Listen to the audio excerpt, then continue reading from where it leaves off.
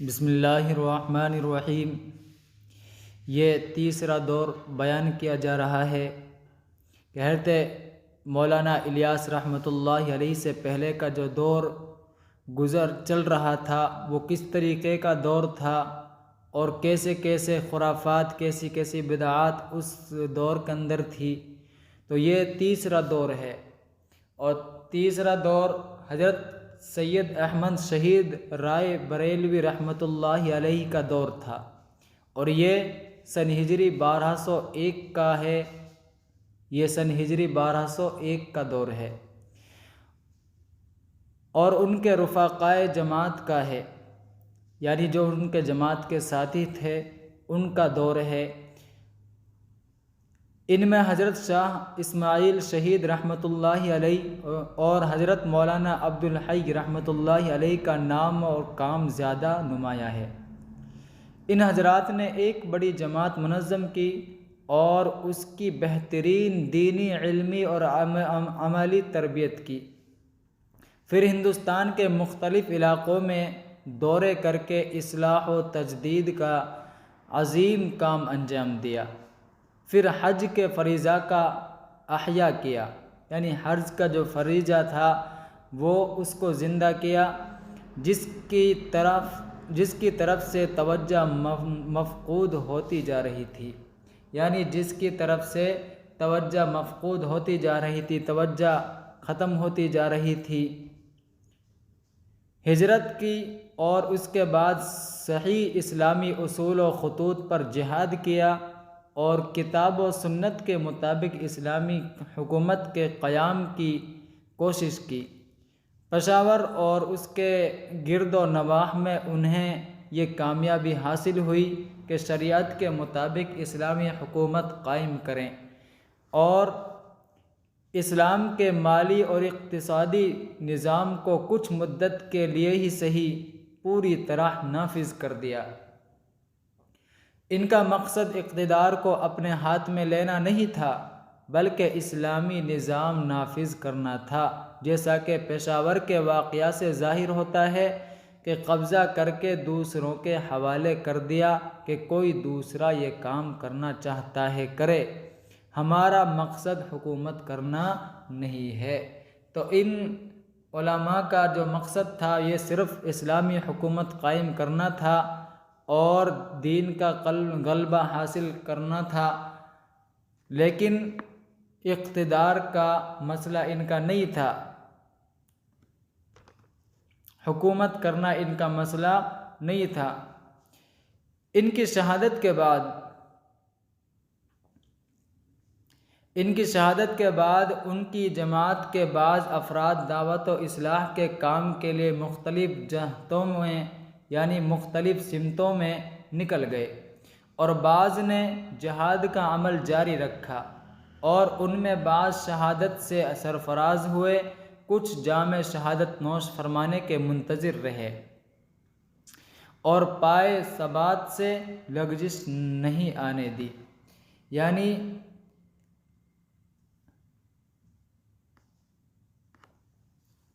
پائے ثبات میں لغزش نہیں آنے دی، اور دین و ملت کے خاطر بڑی قربانیاں دی۔ انہوں نے اپنی جان کو قربان کر دیا، لیکن جس بات پر ڈٹے ہوئے تھے اور جس مضبوطی کے ساتھ میں یہ جمے ہوئے تھے، اس پائے ثبات پر یعنی پائیداری پر انہوں نے کوئی لغزش نہیں آنے دی، اپنی جانوں کو قربان کر دیا۔ سید صاحب کی تحریک جامعہ تحریک تھی۔ حضرت سید صاحب کی جو تحریک تھی یہ ایک جامعہ تحریک تھی، اس میں اصلاح اور دعوت، تعلیم اور جہاد اور فرائض اور سنتوں کا احیاء اور انسانیت کی خدمت تھی، یعنی جو اس کی تحریک تھی اس میں اصلاح تھی، دعوت تھی اور تعلیم تھی، جہاد اور فرائض اور سنتوں کا احیاء اور انسانیت کی خدمت تھی۔ اور حضرت سید صاحب رحمۃ اللہ علیہ نے ایسی جماعت کی تربیت کی جنہوں نے ان کی شہادت کے بعد دعوت و تعلیم اور تربیت و ارشاد کے کام کو پورے بر صغیر میں پھیلا دیا، جس کے اثرات آج بھی قائم اور دائم ہیں۔ حضرت مولانا محمد الیاس صاحب رحمۃ اللہ علیہ نے خود مصنف کتاب سے ایک موقع پر فرمایا تھا کہ ہم لوگ آج بھی حضرت سید صاحب کی تجدید کے سائے میں ہیں۔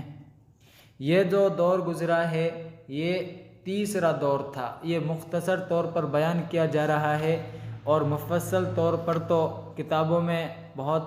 لمبا واقعہ ہیں۔ اور چوتھا دور جو تھے تو چوتھا دور انہی سے انتساب رکھنے والا علماء اور اہل محبت و عقیدت کا ہے۔ جب ان حضرات نے دیکھا کہ انگریزی سامراج کا ہندوستان پر غلبہ ہو چکا ہے اور ہندوستانی مسلمانوں کو نئے ثقافتی اور تعلیمی ارتداد اور مایوسی کا سامنا ہے، تو 1857 عیسوی کا واقعہ پیش آ چکا تھا۔ اس لیے ان حضرات نے اسلامی زندگی کی حفاظت، مسلمانوں کی دینی اور اخلاقی تربیت اور مستقبل کے متعلق ان کے دلوں میں پھر سے اعتماد بحال کرنے، نیز یورپ کی تہذیبی اور ثقافتی یلغار سے جو ایک فکری یلغار تھی اور مسلمانوں کے بچے کچے سرمایہ اور دینی شعائر تہذیب اور ثقافت کو ختم کر دینا چاہتی تھی،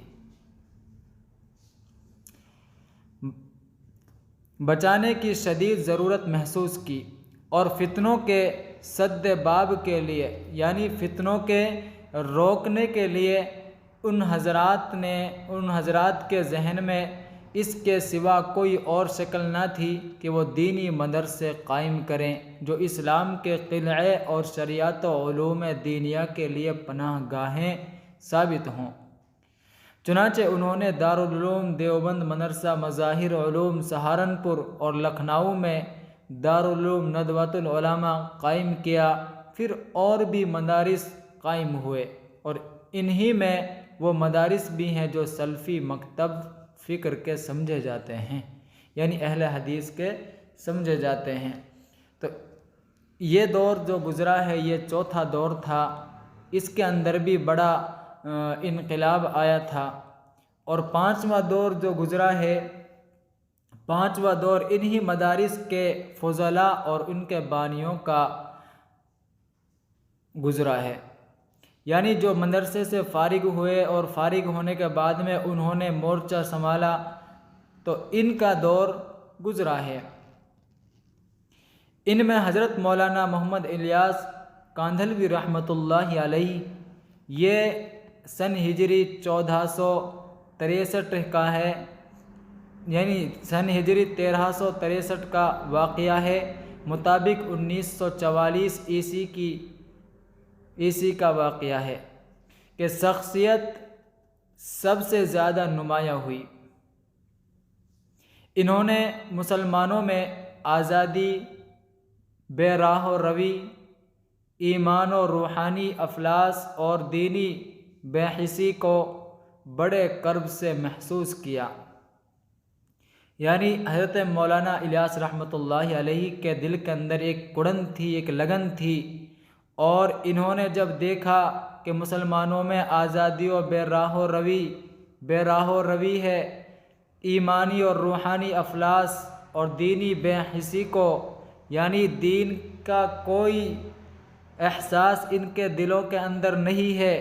تو حضرت الیاس رحمۃ اللہ علیہ نے اس بات کو بڑے دکھ سے دیکھا، یعنی بڑے قرب سے دیکھا، بڑے دکھ سے دیکھا، محسوس کیا، اور انہوں نے ایمانی ارتداد کے مقابلے کے لیے عوام میں گھس کر، یعنی ایمانی ارتداد جو ایمان سے مرتد ہو رہے تھے، اسلام سے خارج ہو رہے تھے، اسلام کو چھوڑ رہے تھے، تو انہوں نے جب یہ ماحول دیکھا اور یہ وقت دیکھا تو انہوں نے عوام کے گھس کر مقابلہ کیا، یعنی ایمانی ارتداد کے مقابلے کے لیے عوام میں گھس کر کام کرنے کا ارادہ کیا۔ اور عام مسلمانوں کو دین سیکھنے اور عمل پر لانے کے لیے وطن اور اپنے مقام سے نکال کر دوسرے مقامات پر جانے اور مسجد میں وقت گزارنے کا طریقہ اختیار کیا۔ یعنی جو طریقہ آج بھی رائج ہے یہ اسی وقت قائم کیا تھا کہ جب لوگ ایمان سے پھر رہے تھے، مرتد ہو رہے تھے، اس وقت میں حضرت مولانا الیاس رحمۃ اللہ علیہ نے عوام میں گھس کر کام کرنے کا اور عام مسلمانوں کو دین سیکھنے اور عمل پر لانے کے لیے وطن اور اپنے مقام سے نکال کر دوسرے مقامات پر جانے اور مسجد میں وقت گزارنے کا طریقہ اختیار کیا اور جماعتیں نکالنا شروع کی، اور اس کے لیے پہلے دہلی کے جنوب میں واقع خطہ میوات کا انتخاب کیا، اور اہل میوات نے اس دینی دعوت پر لبیک کہا۔ رفتہ رفتہ یہ کام ایک شہر سے دوسرے شہر، ایک صوبہ سے دوسرے صوبہ، اور پھر ایک ملک سے دوسرے ملک، اور ایک بر اعظم سے دوسرے بر اعظم، یہاں تک کہ دنیا کے گوشہ گوشے میں یہ کام پھیل گیا، اور دنیا کے ایک کونے سے دوسرے کونے تک جماعتیں پہنچنے لگی، جس کے کھلے اثرات اور نتائج محیر العقول طور پر سب کے سامنے ہیں۔ یعنی آدمی محیر العقول، عقلوں کو حیران کرنے والی بات ہے کہ بہت ہی تھوڑے وقت میں اتنی شہرت ہو جانا، اور اتنا ہر طرح کی جانکاری اور اتنی دور تک کام کا پھیل جانا، یہ عقلوں کو حیران کرنے والی بات ہے۔ اور یہ ایسے سادہ طریقے پر آگے بڑھا جو اسلام کے ابتدائی طرز دعوت و تبلیغ سے بہت ملتا جلتا تھا، اور ان مخلص داعیوں اور مجاہدین اسلام کی یاد تازہ کر دیتا ہے جو اپنے سامان ضروریات سے لدے فدے خدا کی راہ میں نکلتے تھے، اور سارے اخراجات بذات خود برداشت کرتے اور خالصۃ اللہ مصائب و مشکلات کو جھیلتے تھے۔ یعنی یہ حضرات جو جب نکلتے تھے اللہ کا دین کو پھیلانے کے لیے نکلتے تھے، اللہ کے راستے میں جاتے تھے، تو یہ اپنا سارا ساز و سامان اپنے ساتھ لد کر نکلتے اور تمام اخراجات بذات خود برداشت کرتے تھے صرف اللہ کی رضا کے لیے، اور جو کچھ مشکلات و پریشانیاں آتی تھی اللہ کی رضا کے لیے اس کو برداشت کرتے تھے، جھیلتے تھے۔ اور اسی میں وہ جماعت بھی ہے جس نے یورپ کے فکری اور علمی حملہ کا علمی انداز سے مقابلہ کیا، اور ایک ایسا لٹریچر تیار کیا جو علمی اور فکری حلقوں میں مقبول ہوا، اور اس سے ان شکوک اور شبہات کا ازالہ ہوا جو اسلام کے بارے میں مغربی لٹریچر سے پیدا ہوئے تھے۔ تو حضرات یہ جو گزرا ہے یہ 5واں دور تھا، اور آگے